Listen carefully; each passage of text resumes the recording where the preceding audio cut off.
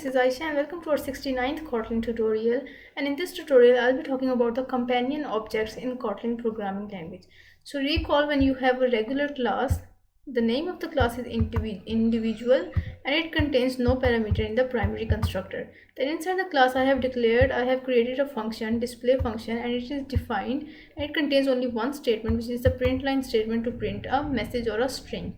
Then I have created an object of the individual class and used this object to call the display method. But here we have used the object to call the display method, but you can also use the name of the class to call the display method. And how would you do that? By using the companion object. So how you can create a companion object? Inside this definition of the class, you have to write the keyword companion, and then you can see here companion object, and then we have the body of this companion object. So here we are using the object expression.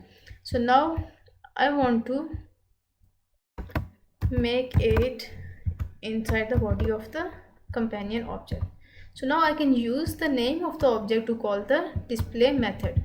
So here you just have to use individual dot display and everything will be fine. So there is no need to create objects.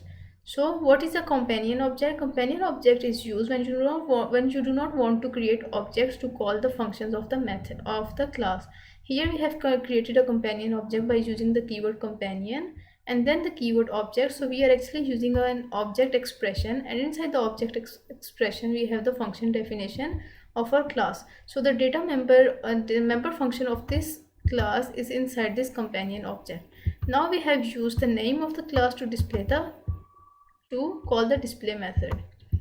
Run the program and you will see.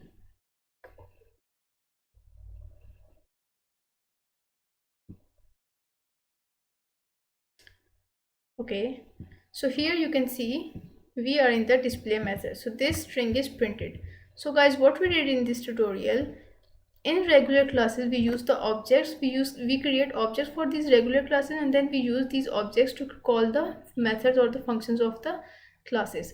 Now in this tutorial I have used this companion keyword to create a companion object, and this companion object has a body, and inside the body of this companion object we have our function declaration and definition. So now I can use the name of my class to call this display method.